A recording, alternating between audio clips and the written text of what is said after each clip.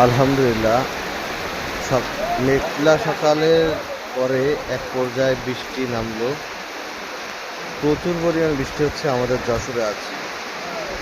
সেই সাথে কৃষ্ণচূড়া গাছটাও কিন্তু খুব অপরূপ সৌন্দর্যনে দাঁড়িয়ে আছে। তো আসলে যে পরিমাণে বৃষ্টি হচ্ছে, কিছুক্ষণের মধ্যে খাল বিল অনেকটাই ডুবে যাবে। আসলে বৃষ্টির সময় বৃষ্টি হওয়াটা এটা ভালো লাগে।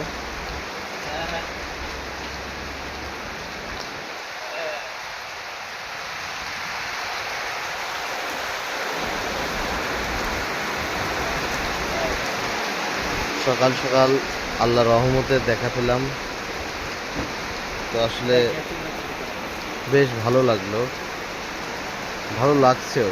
গরম তো একটু কমবে অন্তত।